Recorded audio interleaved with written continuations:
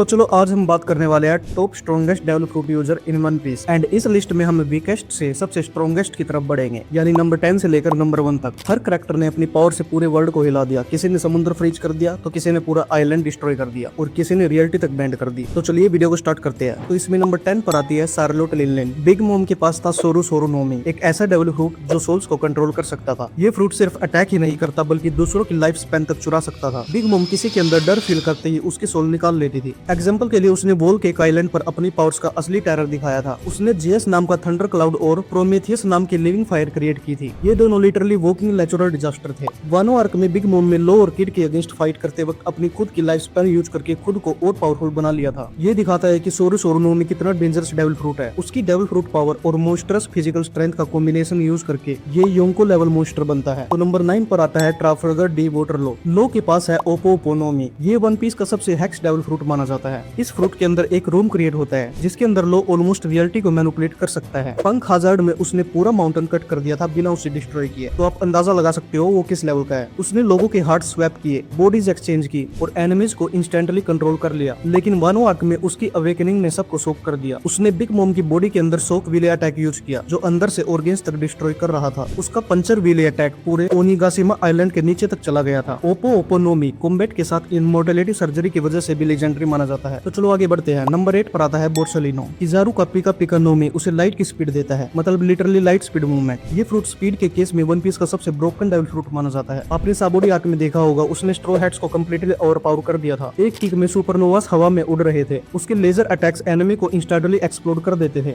मरीनफोर्ड war में भी Kizaru sky से लेजर रेन बरसा रहा था और व्हाइट बियर्ड पायरेट को डिस्ट्रॉय कर रहा था। एगहेड आर्क में उसने गियर 5 लूफी के अगेंस्ट इंसानी स्पीड दिखाई। लाइट बेस्ड क्लोन्स और लेजर अटैक्स ये प्रूव करते हैं कि पिका पिका नोमी कितना डेंजरस हो सकता है। तो चलो आगे बढ़ते हैं। नंबर 7 पर आता है कुजान। आकोजी के पास हे नोमी यानी आइस पावर, लेकिन ये सिर्फ नॉर्मल आइस नहीं थी, ये पूरे समुद्र तक को फ्रीज कर सकती है। Long ring long land arc में उसने सेकंड्स में ओशियन को फ्रीज कर दिया था। मरीनफोर्ड वॉर में भी उसने व्हाइट बियर्ड के सुनामी को इंस्टेंटली आइस में कन्वर्ट कर दिया था। उसका आइस एज अटैक किलोमीटर तक सब कुछ फ्रीज कर देता है। और सबसे क्रेजी फीट था पंख हजार्ड। आकोजी और ओकाइनो की 10 दिन की फाइट के बाद पूरा आइलैंड परमानेंटली हाफ आइस और हाफ माग्मा में कन्वर्ट हो गया था। ये इस डेवल फ्रूट की टेरिफाइंग पावर को शो करता है। नंबर 6 पर आता है साकाजुकी, अकाइनो का मैगू मैगू नोमी डेवल फ्रूट। ये officially highest offensive power fruit में काउंट होता है। मैग्मा की डिस्ट्रक्टिव पावर नॉर्मल फायर से कई गुना ज्यादा होती है। मरीनफोर्ड आर्क में अकाइनो ने व्हाइट बियर्ड के फेस का एक पार्ट उड़ा दिया था एंड एस को लिटरली चेस्ट के थ्रू मेल्ट कर दिया था। उसकी मैग्मा फिस्ट पूरे बैटलफील्ड को वोल्केनो बना देती है। हर अटैक एक्सप्लोजन और लावा रेन क्रिएट करता है। पंख हजार्ड की फाइट के बाद पूरा आइलैंड परमानेंटली मैग्मा साइड में ट्रांसफॉर्म हो गया था। ये दिखाता है कि अकाइनो की पावर कितनी इंसेनली डिस्ट्रक्टिव है। तो आगे बढ़ते हैं। नंबर 5 पर आता है काइदो। काइदो के पास था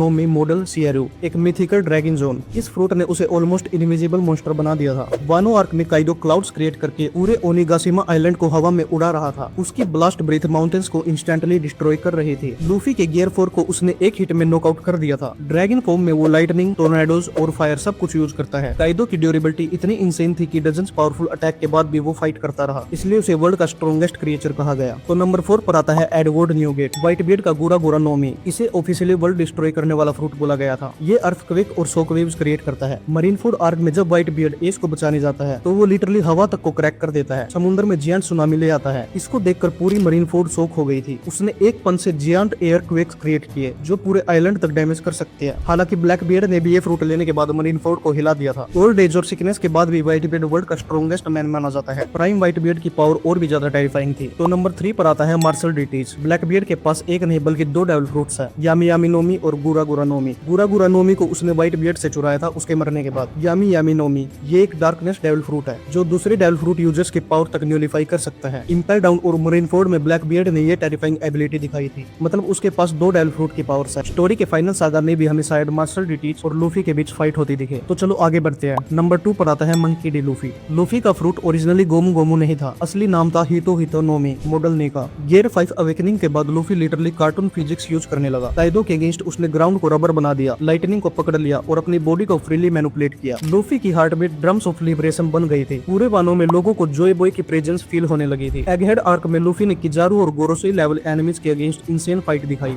निका फ्रूट ये इमेजिनेशन बेस्ड फ्रीडम देता है, इसलिए इसे मोस्ट टेरिफाइंग पावर कहा गया है और वर्ल्ड गवर्नमेंट भी इसके खिलाफ है। एंड ये भी कहा जाता है कि जोय बॉय के पास भी सेम डेवल फ्रूट था। तो चलो लास्ट में बात करते हैं सबसे टेरिफाइंग कैरेक्टर की, जो नंबर 1 पर आता है ईमो। ईमो की एग्जैक्ट डेवल फ्रूट पावर अभी ऑफिशियली रिवील नहीं हुई है, लेकिन जो फीट्स मांगा में दिखाए गए हैं वो सबसे टेरिफाइंग है। लोलुसिया किंगडम को एक ही अटैक में इरेज कर दिया गया था। पूरा का पूरा एंटायर आइलैंड स्काई से आए अननोन पावर से डिस्ट्रॉय हो गया। साबू ने भी इमू के अराउंड मोस्टर शैडो लाइक ट्रांसफॉर्मेशन दिखाई थी। गोरोसोई तक इमू के सामने नील करते हैं। अगर गोरोसोई और वर्ल्ड गोमेक सबसे ज्यादा किसी से डरते हैं तो वो है जॉय बॉय की रिटर्न, एंड उसका रीजन डायरेक्टली इमू से कनेक्टेड लगता है। इसलिए अभी के टाइम पर वन पीस वर्ल्ड का सबसे मिस्टेरियस और potential strongest devil fruit user emu को माना जाता है। सो यही थे वन पीस के 10 स्ट्रॉन्गेस्ट डेविल फ्रूट यूजर्स का कंप्लीट पावर रैंकिंग। लेकिन फाइनल सागा के एंड तक ये रैंकिंग कंप्लीटली चेंज भी हो सकती है। सो अब तक के लिए बस इतना ही। अगर आप चैनल पर नए हो तो चैनल को सब्सक्राइब कीजिए। मिलते हैं नेक्स्ट वीडियो में।